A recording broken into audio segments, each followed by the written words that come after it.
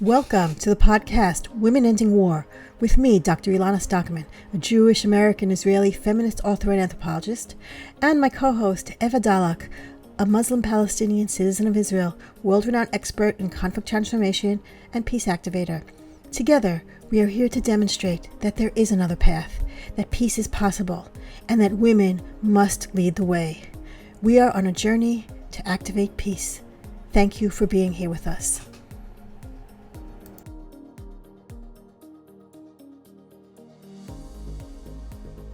Shalom, marhaba. Marhaba, Becca. Hello. Okay. We're excited Hello, to have here a really fantastic guest.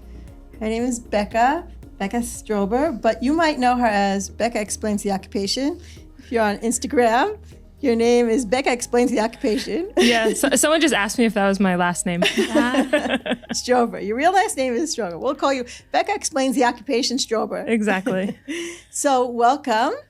In case you don't know about Becca, Becca is an Israeli American based in Israel who has dedicated over a decade to educating diverse communities about the mechanics of occupation, working to combat misinformation by providing clear, well-sourced information. Their extensive experience includes roles as Senior Director at Breaking the Silence, Education Coordinator at Sadaka-Reut, co-founder of Midreshet Dror for young organizers and community leaders, and co-creating numerous educational seminars for Israeli educators, students, and Jewish communities.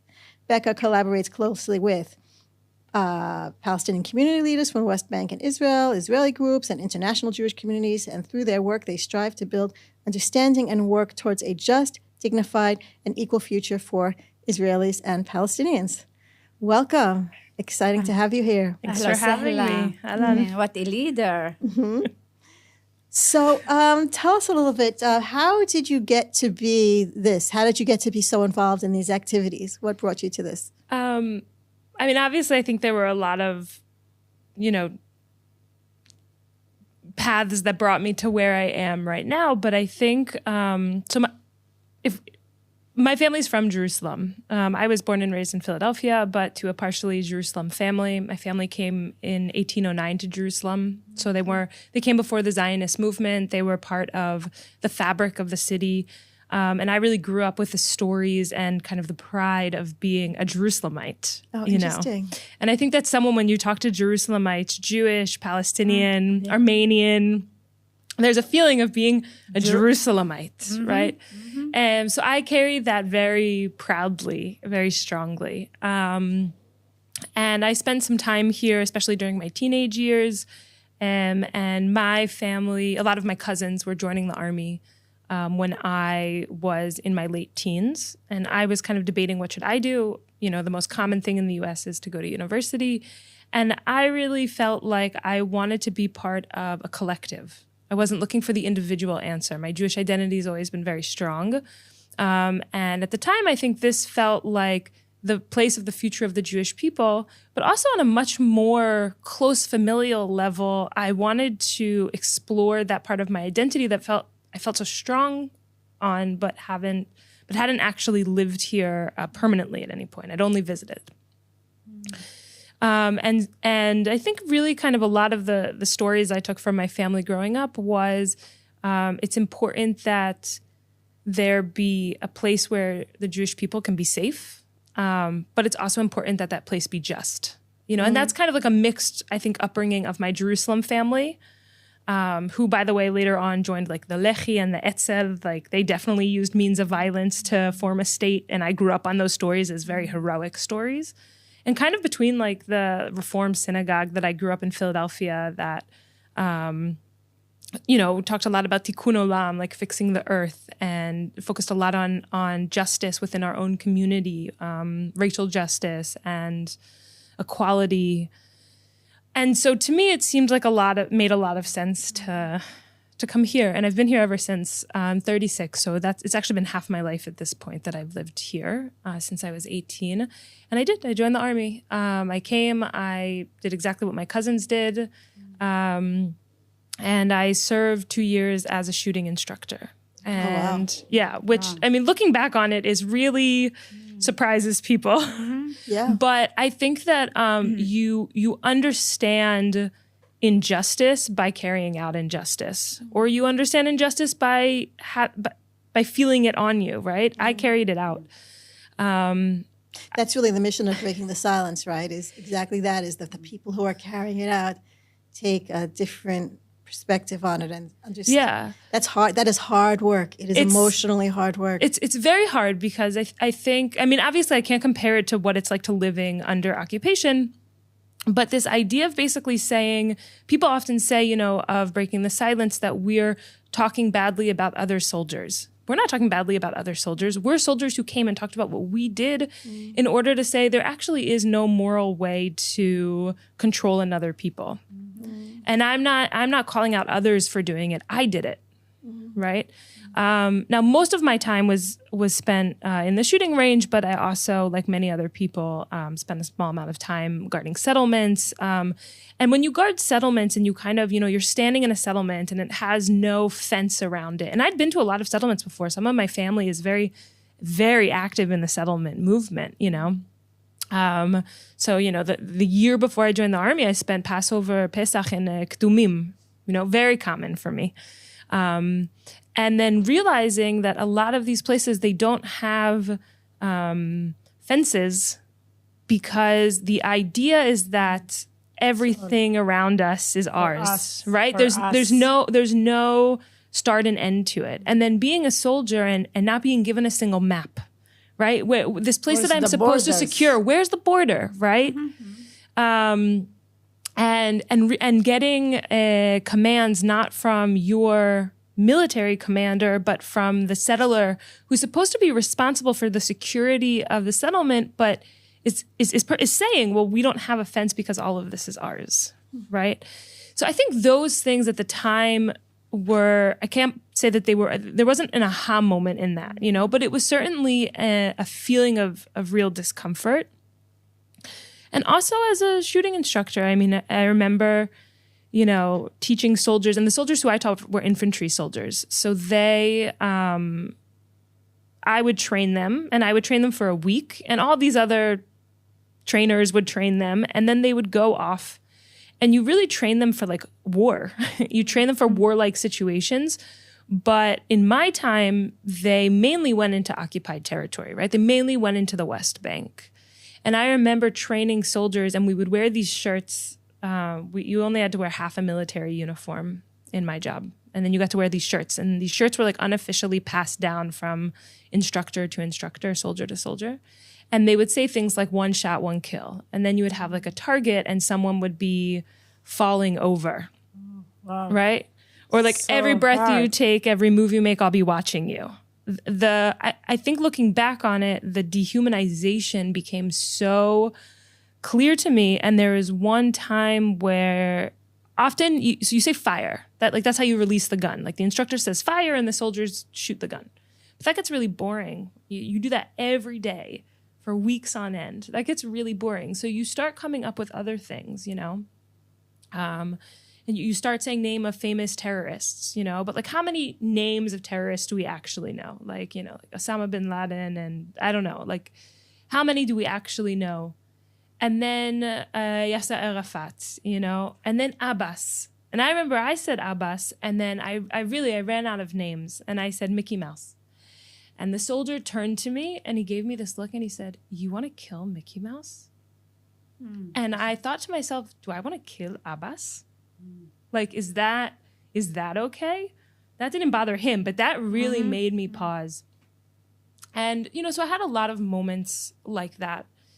And I walked out of my army service.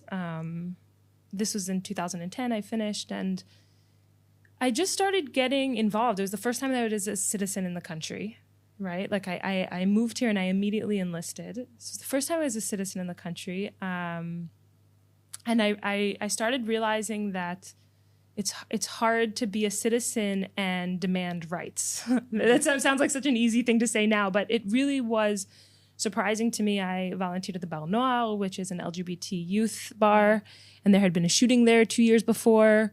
Like the shooting had been 2009. I started volunteering there in 2011 and kind of realizing like, oh, actually this is a minority that's not getting all of the rights that we deserve. And then I started doing a lot of local projects. in university between Jewish and Arab citizens, like this one group, Sadaka-Reut, who I really love. And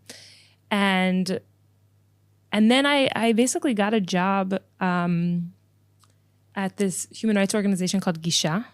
They focus on freedom of movement in Gaza mainly, right? Both of people and goods. I had no idea about Gaza. I knew nothing. I mean, really, I knew nothing. The flotilla happened like towards the end of my military service, and I had a lot of questions, and I remember asking them to my friends who were also soldiers, and them being like, don't ask questions. And, which in and of itself, I was really hard for me, that kind of culture of silencing.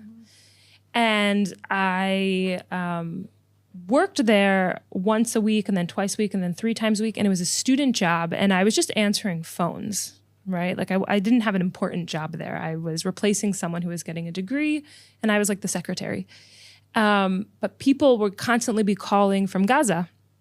And some of them we didn't necessarily have a shared language, but a lot of them spoke English. And a lot of the cases like that people were calling for that really stuck with me was university students or Palestinians in Gaza who had been accepted to university abroad, but they needed Israel to go for visa. They needed Israel, and even just to get for the visa interview, right? And I just remember thinking how easily I became a student, how easily I go between Israel and the United States and Europe, and there was a few of these students who I would talk to over and over. It was an opportunity to practice their English and for me to hear. And these students were accepted to some of the best universities in the world, like Oxford, and they were completely reliant on Israel giving them a permit. And that really made me question our level of control in Gaza, but also everywhere. And I was working there when the war broke out in 2014. And I just remember, I technically was still in reserve duty. I was a lone soldier. Like I was someone who served in the country without my family present. And so we're a very nationalistic group of people, if you will. We came here with strong ideology. And I felt really confused and alone. And I just remember as the war went on thinking, if I get called to reserve duty, I can't go. I can't go like zeroing in guns is like when you get the scope match the barrel. Like I can't go zeroing guns that are then going to go used against Palestinians in Gaza. Now that I've heard the voices of Palestinians in Gaza, I've heard the stories of Palestinians in Gaza. I've never sat down with someone. They were human. You were undoing the process of dehumanization. Yeah, the only way you can shoot somebody is if you've experienced their dehumanization. If they've stopped being human, and now suddenly they're human to you. It's awakening. Exactly. Awakening. It's a really necessary part of being able to carry out military control. You have to, over time, really believe that this group of people is less than you are. Because how do you walk into someone's house in the middle of the night and wake up the kids and hold them all by gunpoint, sometimes for no reason other than to make our presence felt, unless we see them as less than us, right? And that was the process of erosion that I was having in that moment. And I just thought, I can't go. But I mean, it was hard, like, because, it obviously wasn't hard, like, compared to a lot of other people who were in the situation of being there or of being in Gaza. But for me, it was most of my good friends were lone soldiers. A lot of my friends had been called up. I was worried about them. And I just remember thinking, if I go, if I don't go, then like, what will happen? Technically they can put you in jail. And I just remember thinking that when there was a lone soldier who was killed. His name was Max. He was from California. He like barely spoke Hebrew. I went to his funeral. And his family said the most amazing things about him, and his friends said the most amazing things about him. But I was really stuck on what the Israeli ministers said about him, that they kind of turned him into this superhero. But really, he was just a kid from California. And I'm not judging his specific actions or choices, but he participated in a war, and he was killed. And maybe he killed people as well. I don't know. But that's the whole thing. We'll never know because he didn't walk out of there to talk about it. And I remember coming back from that funeral and thinking about all the times that I had spent with my family in the States, the Jewish community. And so many people thanked me for my service. Right. One time when I was there, when I was in the army, and I just like guarded a settlement, and I went home, and my dad brought me to synagogue, and he stood there, and everyone lined up and shook my hand and said, "Thank you for your service. Thank you for your service. Thank you for your service." And I just remember thinking after that funeral in the midst of this war in 2014 and no one asked me what I did. No one asked me if it was worth it. No one asked me what the mission was. No one asked me. If you killed any Palestinian. Yeah. If you killed anybody. It's okay. I mean, it's okay. As it's legitimized. You are doing something as something cheering for what you are doing. Because the Israeli soldiers are symbols.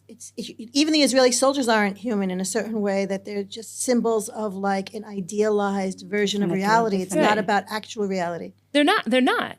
I'm sorry. Should I say it again? Okay.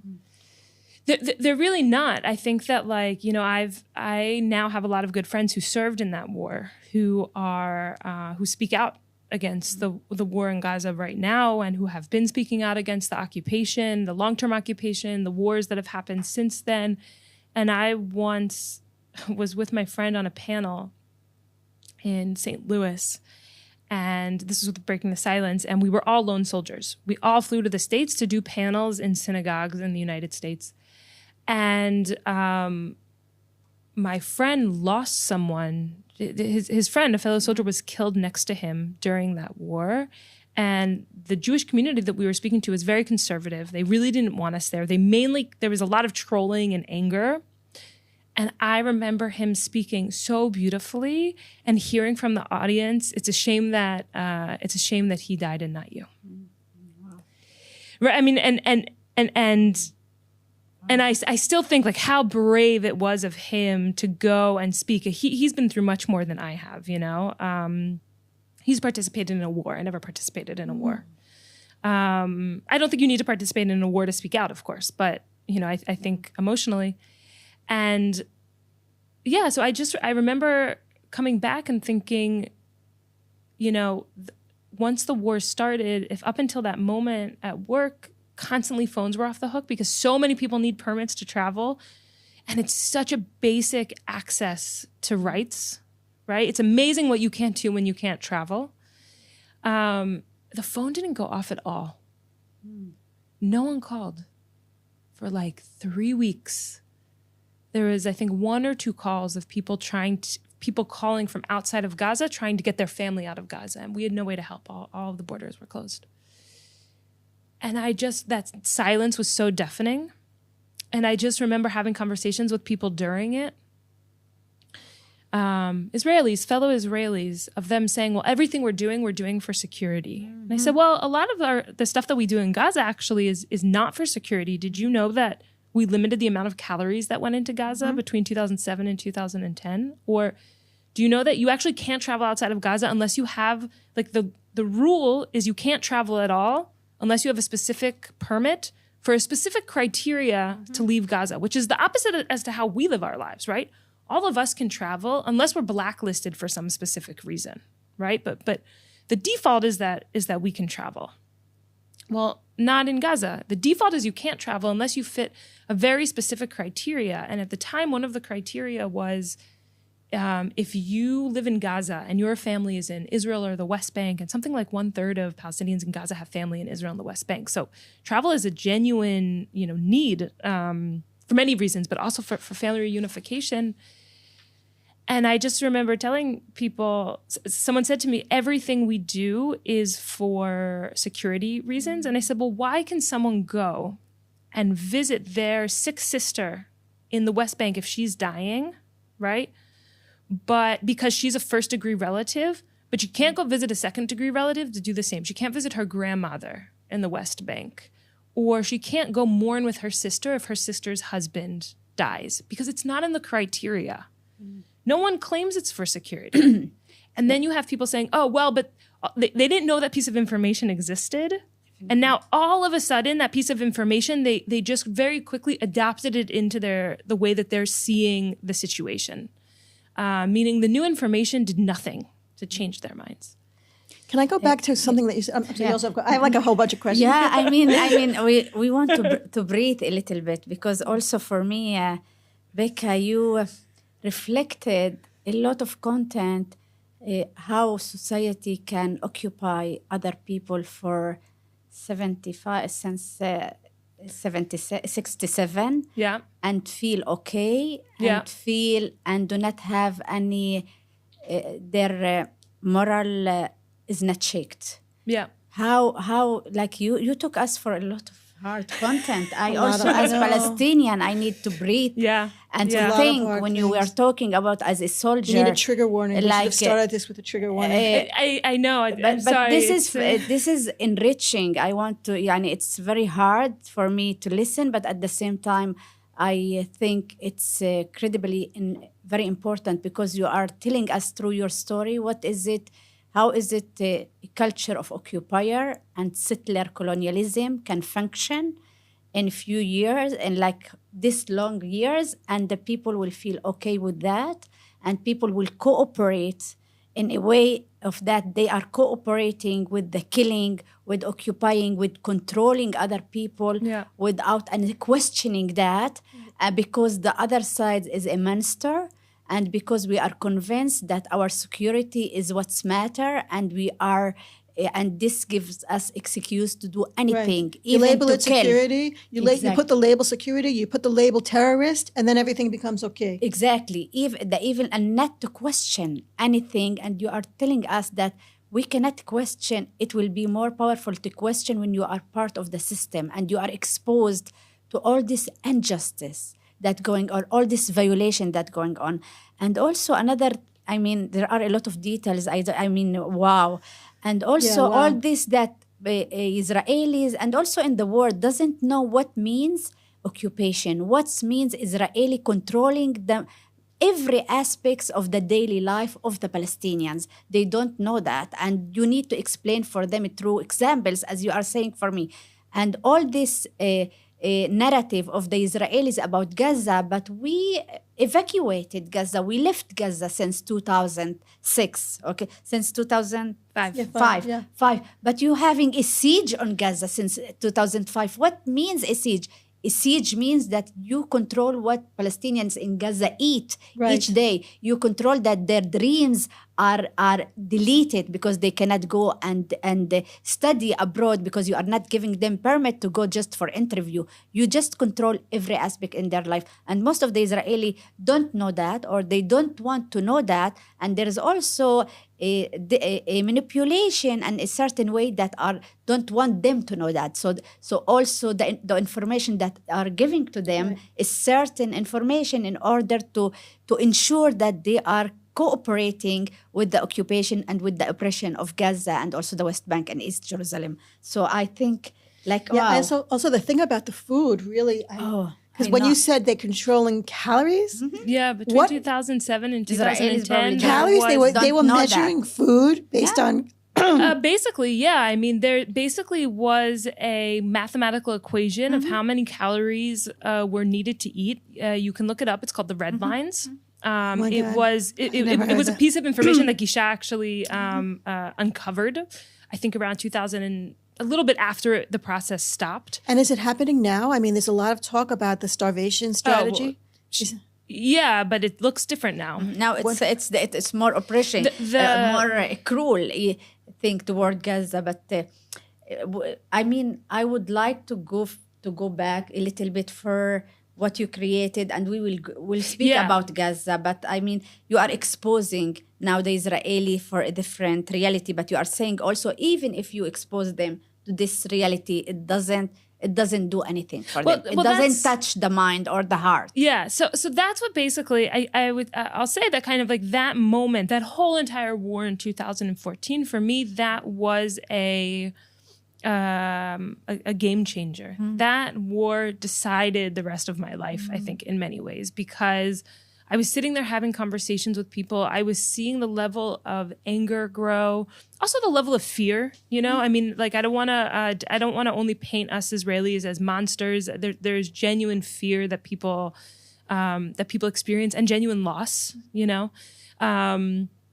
And a lot of loss. Yes, this past year has been a lot of loss. Yeah. Everybody's affected. And and also I think collectively, I mean, I think there's a lot of good reasons. Yeah, there's a lot of genuine collective generational trauma that is playing here, and it's also being used in order to uphold a level of control that's not necessarily serving us as Israeli citizens, And the question is, because that's the question. Once you've experienced trauma, we've all experienced lots of trauma. The question is, where do you take it? Do you take it to a complete dehumanization of the other, to generalizing the other, to saying all Palestinians are this? Or to commit genocide and to be okay with what do we genocide. Justify? Exactly. What are you using it for? Where do you take your trauma to? That's the question that I really want to be like emphasize. Right. Anyway, That what I think is really important, because when we talk about, I think the trauma, it's really interesting. I'll talk a second about like where I've taken this all now, but I will just say what I think is so interesting right now is we're having this conversation in November of 2024. We're over a year after October 7th. Every single week, soldiers are being killed, and soldiers are like the cream of the crop of Israeli society. And every day, of course, the hostages are still in Gaza. We're very far away from a deal, right? And that breaks my heart every single day, that there are just so many in Gaza, hostages, but Palestinians, of course, who are stuck, literally stuck in this reality. But that also on our side, one of the things that I think is so interesting is not only have we started, we're in such a process of dehumanizing the other, but we've also really kind of started being very numb to our own loss and suffering, like because we're taught sacrifice. Because Netanyahu uses the term sacrifice all the time. From day one of this war, live on the sword. Sacrifice. Right? We've been trained to think that sacrifice is a good thing. Like what? And people often ask me, well, what future do you envision? And I say, well, if we want a future that's continued occupation, control, and there only be and zero sum. Either we can be safe or Palestinians can be safe, which is the whole entire framework that I reject. If we're going to continue with zero sum, we don't need to ask ourselves what the future is, because we're living it. It's here. Right? But that doesn't mean tomorrow has to look like that. If we change our thinking. And so that's a lot of what I've been doing for the past decade. I walked out of the war in 2014, and I said, I need to work with my communities to get people to being able to have a more honest conversation about what this control looks like and what we're actually doing, not from a place of guilt, not from a place of hate, not from a place of just pure kind of like judgment, but from a place of connection, a place of understanding, and a place of recognition that I also am part of this system. I contributed to this system. These are my societies. I say my societies, I'm talking both about American Jewish society, which I'm not a part of today, and I don't really see myself as a part of, but I grew up in, and Israeli society, which of course I'm a very active member of, right? And I think that was what pushed me to basically spend the next decade being a political educator on the issue of occupation. I say occupation, and when I say occupation, I mean 1967 occupation, but of course that also involves doing educating work between Jewish and Palestinian citizens of Israel inside the country as well, right? And after October 7th, my initial reaction was, shock. I think a lot of people were very, very shocked. I certainly was. I wasn't necessarily surprised. It was very clear that we were in an escalation of violence. And for those who were paying attention to what the ground looked like and who've spent time in occupied territory, it's very clear that there is escalation. But it still shocked me to my bone, right? I mean, knowing something in your head is not the same as feeling it in your heart. And so initially my response was to be quiet. I didn't, I got a little bit insular. I talked to people who were close to me. I gathered people that felt very close to my community to have conversation. And really from the first moment, there was such a polarizing discourse that was happening online. Right. And I felt very in between it, I still do, honestly, right. because it's still polarized. It's still very polarizing, but also feeling like reading the most kind of average of takes in Hebrew in Israel and reading kind of the most average of takes in English of people abroad who are not Palestinian, not Jewish, not connected. It's two different realities. They're two very different realities. I mean, Israeli media does not talk about what's going on in Gaza at all. At all. You'll never hear it. There's pictures of destruction, but there's not pictures of people being killed. Definitely. I just read the interview with Rashid Al-Khalidi. It was great in Haaretz. In Haaretz, he's very well-known Palestinian intellectual in the state. And he said Israel doesn't want to show you children killed because they don't want you to see how many children you are killing in Gaza in order not to have you think about what you are doing there. So they don't, even if they bring destruction about Gaza, but not the numbers of people that are suffering and killed and children and women. Stories and the names. Yeah. I belong to a WhatsApp group called Idkuni Me'aza, which is updates from Gaza in Hebrew. It's in Hebrew. The goal is to show you real lives of real people on the ground, because Israelis don't see they are not a monster and they are not they are human. Yeah, generally, I think also Palestinians in our context, Palestinians in Gaza are the most dehumanized population of any meaning. Trying to talk to us before October 7th, talking to Israelis about Gaza and saying, we don't have troops there anymore and we don't have settlements, but we do have a high level of military control there. That goes down to how much grains of rice can enter Gaza was a very hard conversation to have. People felt out of picture, out of mind, or however the saying goes. It's talking about Gaza as animals. They are not human. Right, this is the discourse, which mean it shapes the consciousness about people, about Gaza, that they deserve to be killed because they are less than us. Which it's making me so angry about this kind of media, this kind of discourse. But Becca, I want Can I just respond to that? Can I give you an example? I mean, I once had a conversation on Facebook about this. There was a picture of a family, an entire family that had died, right? They were around a table, the parents and 4 children from Gaza, who had died. And, it was horrifying. And I wrote something about it like that. It's horrifying. And somebody responded to me, they all deserve to die. Exactly like that. They were from Gaza, they deserve to die. And I said, you're looking at children. I said, they're all Hamas, so they deserve to die. I said, how can you say that? It should be terrifying for us because life is genocide happening and we are still continuing to live. I mean, Israelis and also most of the world. This should be, it's very horrifying to see what's genocide happening. So I'm not surprised that this is the responses in a way that it is horrifying. It's horrifying to think about it. For me, who are we? All of us, because in a few years we will ask how we accepted this and we didn't, we are talking about it, but we are not doing so much to stop this. Right.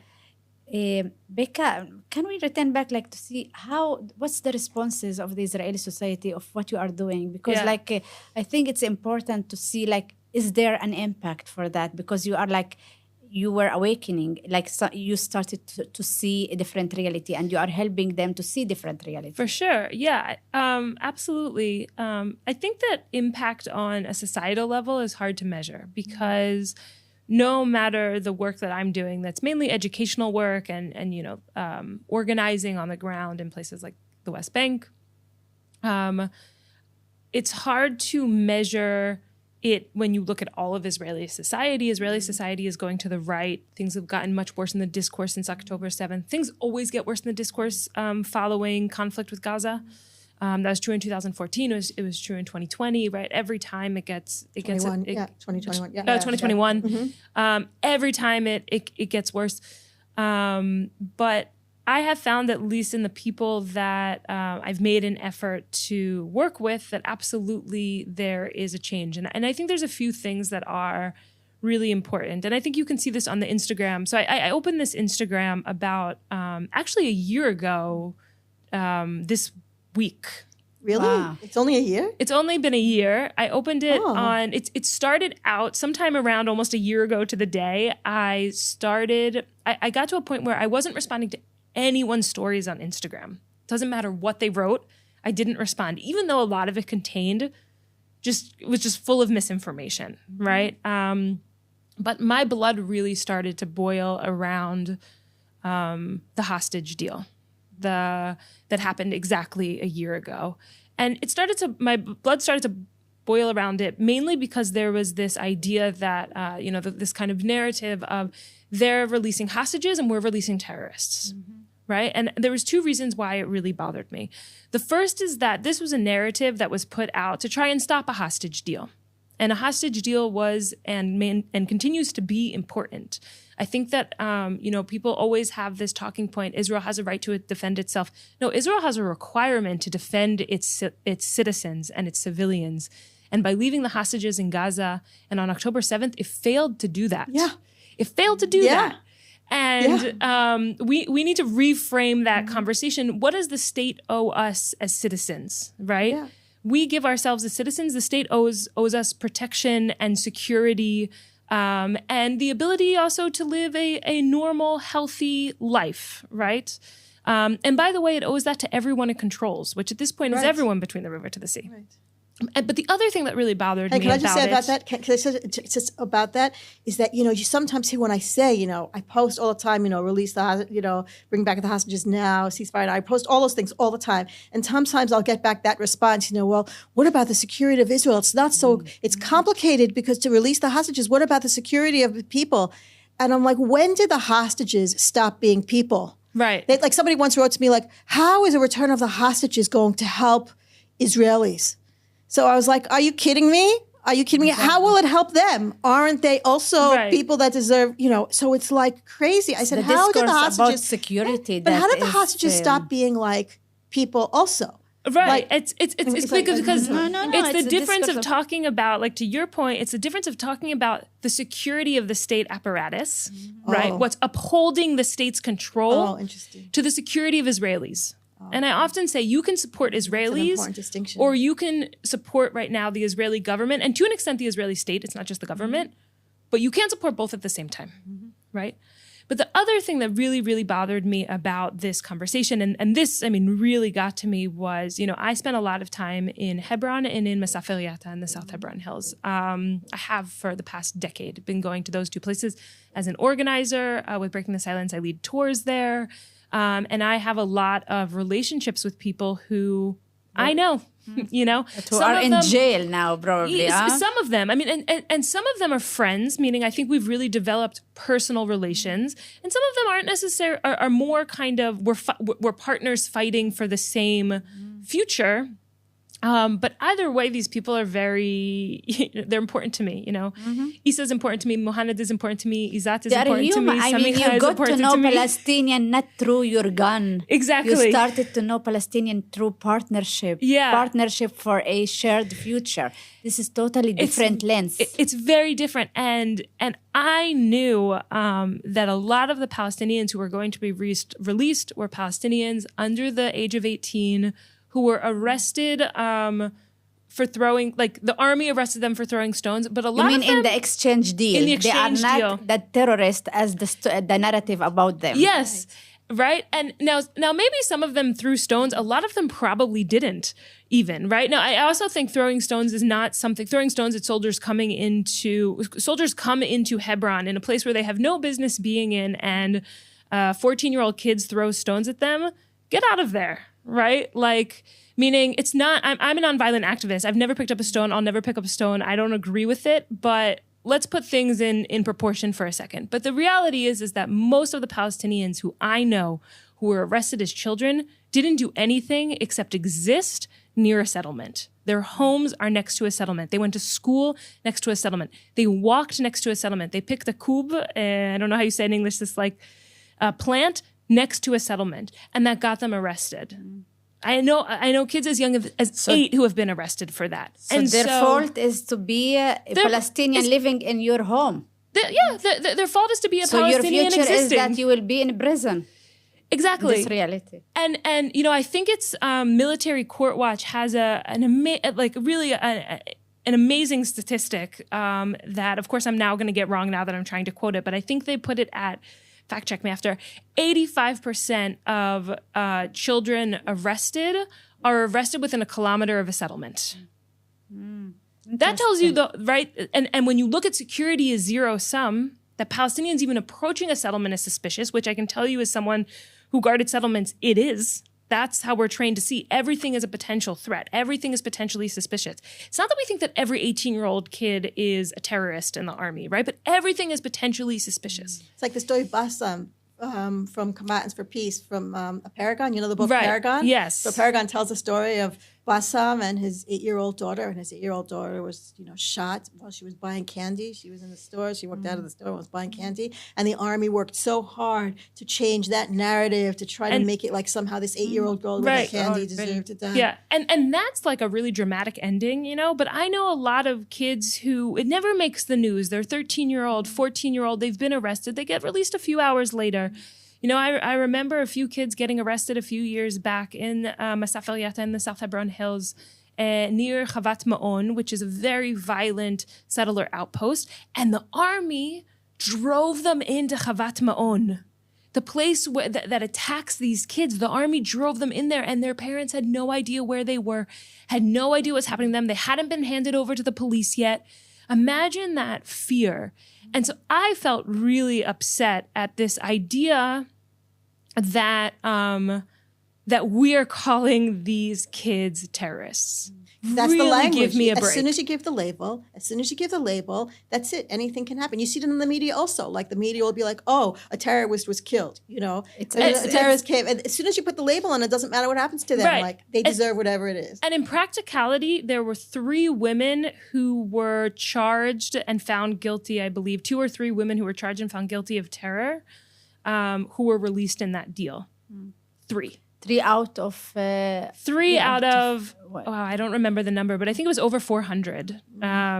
Again, fact check me on that. But if there was 101, there was around 101 Israelis and foreigners released. More Palestinians. Yeah, and the narrative is that we are releasing the hostages, and we are the exchange that we are releasing the terrorists. It's the 6,000 from the prison. This is the mindset that shape. This is shaping the language, shaping the narrative. And then the new thing about social media also, there are a lot of people who are arrested for things that they put on social media.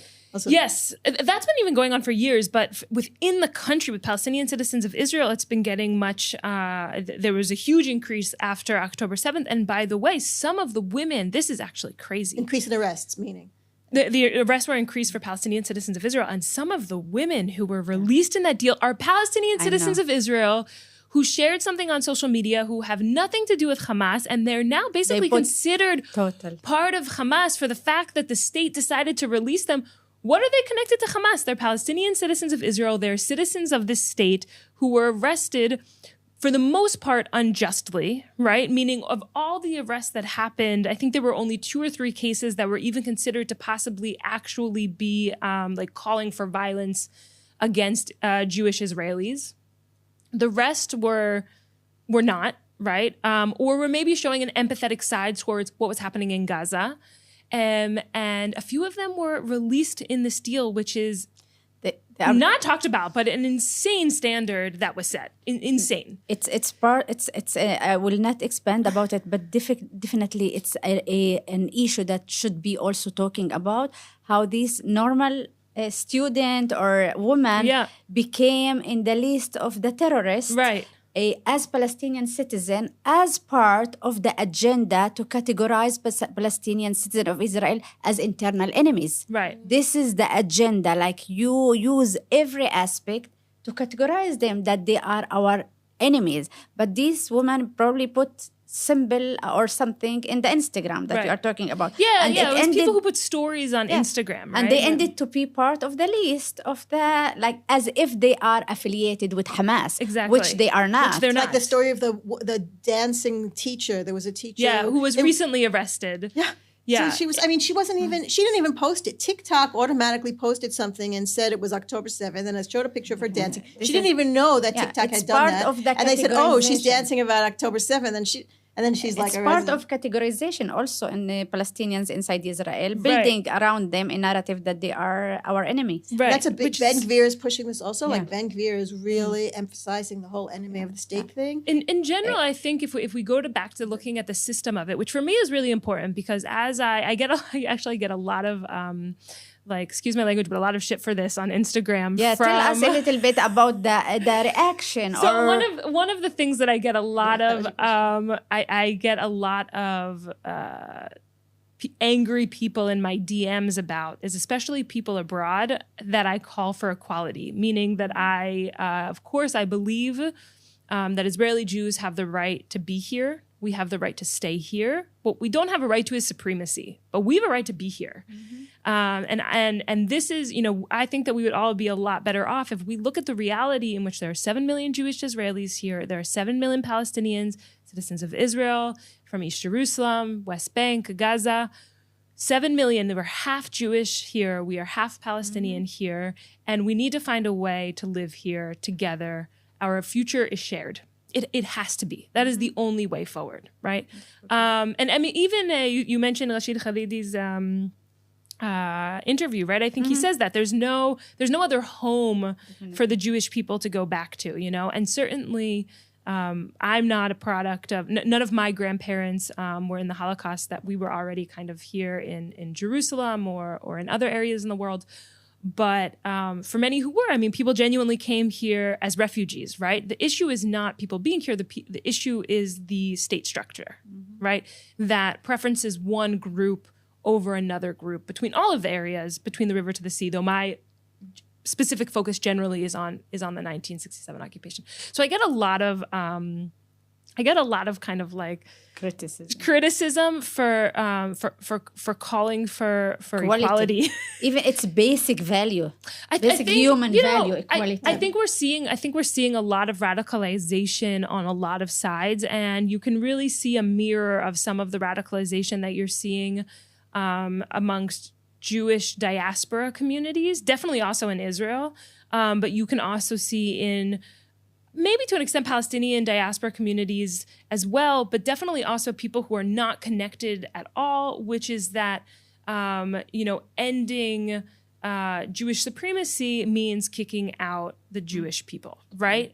Not everyone thinks that, and I don't want to, but that's something that I'll sometimes get pushback on. I'll get pushback on for me saying that it's not okay for Hamas to murder civilians. Someone said, oh, but now you're like, equating what Hamas has done to what the Israeli army does. And I said, well, both groups have killed civilians. And I would say that there is a moral equivalency of not killing civilians, right? We like a justice of civilians are off the table. And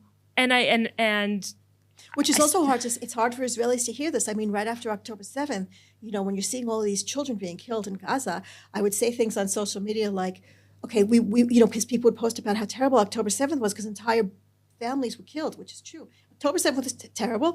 Entire families were killed. Babies were killed. And therefore, it's okay for us to go into Gaza and kill babies and entire families. Like, how does that work? Right. How does that morality work? How do you justify that? Yes, I would like October 7th to never happen again. And so we're going to keep killing babies and families to stop babies and families from being killed?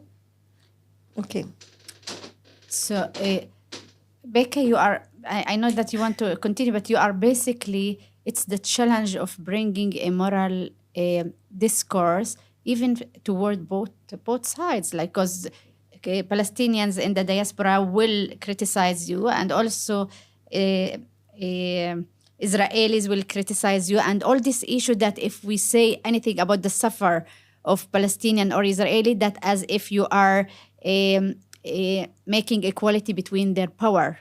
Right. This is something that I told Ilana, that even though that I think 7th of October It's a massacre. It's horrifying. But we don't want to. We don't also want to say that both sides have the same power. Right. We don't have the same level of control. Yes. October 7th changed everything, and it also changed nothing. The control. There is one state between the river to the sea. It is Israel. It uses multiple regimes. It is the sovereignty in every single area, right? There's also other governments that exist. Hamas was a government in Gaza. They're not super functioning at this point, but in some areas more than others. And of course, the Palestinian Authority exists, and it has some authority. But the Palestinian Authority does not have authority to keep the Israeli army out of Ramallah, right? It does not have there's only one group here with a legitimate use of violence, a legitimate use of force, and that is the state of Israel. And that, by the way, in international relations is one of the main ways that we define states. Who has legitimate use of violence, right? There's not a single place between the river to the sea where Palestinians can legitimately use violence to defend themselves, right? Even if it's, forget soldiers for a second, violent settlers come in to an area in the West Bank, let's say in Area A, which is under the authority of the Palestinian Authority. Does the Palestinian Authority police have the legitimacy and the right to defend Palestinians against that violence? No, they don't. This what Oslo Agreement created this. Yes. This kind of contract that whatever that Palestinians should not use any resistance of Palestinians to the occupation will be defined as violence. As terror. As terror. Right. But whatever defense. Israel is doing to the Palestinian will be defined as right of defense. Even as defense. So, and that's what very interesting. I do want to say, like on Instagram, actually, I think like I don't want to call out poorly Palestinians from abroad because I get a lot more support than anything else. I actually think the people who are the most extreme in their takes are not connected to the situation. And on the other side, I find that a lot of members of the Jewish community also have really gone to the right. So you have it on both sides, like within the Jewish and Palestinian diaspora, you have both that have taken more extreme positions. But actually, it's a lot of people who don't have stakes in the game who take really, really extreme positions, very pure positions, if you will. And actually, I get a lot of strengthening messages from Palestinians in the diaspora, who often say, like, I can't wait for us to meet one day in whatever village they came from in 1948 or in 1967. And, inshallah, Be'ezrat Hashem, like, I'm waiting for that day where we are all living here with shared power and equality, right? And I also get a lot of messages from both Israelis and from Jewish people abroad, and those are the two groups that I really try and get with my Instagram is Israelis. That's why I do every post in Hebrew as well as in English, and Jewish communities abroad, which is let's actually break down the information. Let's not just shout anti-Semitism because there is anti-Semitism and it is growing and it does worry me. I have family who live in the United States. Some of them are visibly Jewish. It does worry me, but then. Well, but let's also not say that everything, we can't give a blank check to all Israeli actions because anti-Semitism exists in the world, right? As a state, we have a responsibility. I often say, hold my state to accountability at the same level that we should hold all states to, yeah? Now, of course, does that equality actually exist in the world? No. But is it something that I'm striving for? Yes. And I think that on the most basic level, so I think there's two parts that I try and use on my Instagram. The first is information. I take a lot of information from human rights groups and from political groups. I think the human rights groups have a lot of really good information, but a lot of times it's not presented very sexy to no fault of their own. It's just not their forte. And a lot of times I think it's very helpful to be able to take information from this organization and from this think tank and from this group and show the bigger picture. And what I'm always trying to show out and to point out is the systems. No one here is inherently evil. No one here is inherently cruel. No one here is inherently less human. What we have here is systems that prefer one group over other groups. And that's where we need to focus our efforts, right? Where? And to break it? To break it, to change it. I mean, when it comes down to it, right, I fully believe that Israelis and Palestinians will continue living here. I mean, we are in a process of real ethnic cleansing. Like, I also don't want to belittle that, that's also happening right now. But I believe in a future in which both Israelis and Palestinians continue to live here. But we need to live here in equality. We need to live here justly. We need to live here together. Does that look like 2 states, 1 state, shared power, right? We are terrified at the idea of giving up control. But at the same time, the occupation is not working and is not keeping us secure, right? Definitely. So much of the occupation the past 20 years after the Intifada, the second Intifada, was basically, let's put on a low level of violence on Palestinians fairly daily so that we don't feel violence on us. And then you had a lot of Israelis who were saying, oh, well, we don't need to solve the conflict. To manage it. Yeah, we can manage it. Manage it's the fine. conflict. I don't think there's many Israelis that this has sent them much more to the right. And some people, of course, their answer is ethnic cleansing. But what I think is clear is that status quo of we can manage this indefinitely does not exist. I think that people are seeing that. I think right now where people are finally starting to see that if this is the future, this is not long-term sustainable. What we're living right now. It's unsustainable. I mean, so we have to end in like a minute. Yeah. So, this was like super interesting. But last question we'd like to ask you is, what brings you hope? We like to end there. Yeah. From where you like rekindle yourself to continue, or what you see? Where's the hope that you see now in this dark reality? Yeah. So first of all, I have 2 kind of main answers, and I'll keep it short. But the first is that I decided consciously years ago, at some point into this 10 years of me doing this on a daily basis, that I've decided that I no longer feel hope as an emotion, but rather I cherish it as a value. I see hope as a value. I think it's something that we should believe in. I think it's almost it doesn't matter if you're religious, it's a choice. But it has basically you choose hope. Yeah, you choose hope, or there's almost a religious aspect to it. You know, like a lot of the ways I think about it is that ultra-Orthodox Jews or Orthodox Jews believe the Messiah is coming, whether they're coming tomorrow or not. There is a belief that at any moment the Messiah can come. I believe that we will gain justice and equality here, no matter what. It will come in the future. It will come. And so it's not a question of if it will come. It is a question of what is my part to bring it about. That's what I wake up with every day thinking. What is my part? What is my part? Because it's coming. And then this is what I tell people when I take them on tours, when I do educational work. It's coming. What are you going to do to bring it here? How are you going to play a part? And the other thing is that I cannot emphasize enough the importance of personal relationships. I don't think they're enough. I think there also has to be, like political alliances or the belief in a shared future. But where do we see that struggles have had a lot of successes? It's places where Palestinians and Jews are working together. And when I think about what are the consequences of this not working, I think about Nasser being kicked out of his home. I think about Isa being in jail, right?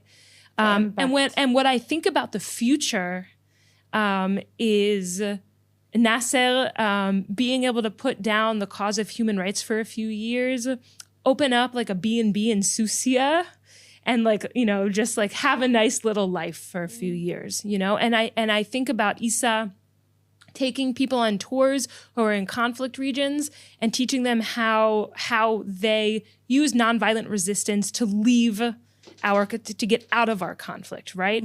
Meaning those are things that are on my mind constantly. I believe that we have to work together. I believe we have to resist in a shared way, right? Because we have to exist in a shared way. And the most beautiful thing about nonviolence is that we are acting right now when we together try and stop a demolition in Midreshet, or when we try and make sure that a community stays in their homes in Midreshet, or when we try and open up Shuhada Street, the street in Hebron where Palestinians can't walk, we are not only doing something in the present, right, to resist the current reality, but we are creating the shared reality by working together that we want to see in the future. And so I think that's my hope. Beautiful. I love it. I love it. It's very moving to hear you, Becca, and to hear somebody like you taking the role of agency and not sitting side and watching the injustice, but taking part. As you said, I'm taking part. And for me as Palestinian, I do have a hope because I see that I have partner like you holding these values that we are resisting together the unjust, the violence, and building together values for shared future, for shared identity of people who share this homeland together. Yeah. And this is what you are creating for us. Thank you. Thank you. Thank you, Becca. Thank you for being here with us today. Good luck with all of your work, Thank your you. Instagram and your the schools and institutions that you're working with. Good luck with all of it. Keep up your amazing work. Thank you so much. Thank you for your commitment and values that will help us really to shape a different future for both people. Amen. Thank you.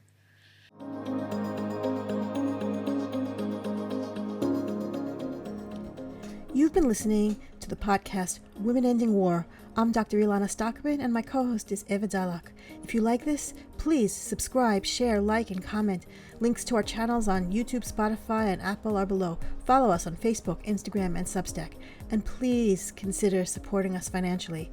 We need your help. Link to our GoFundMe page is below. In peace, salam, and shalom.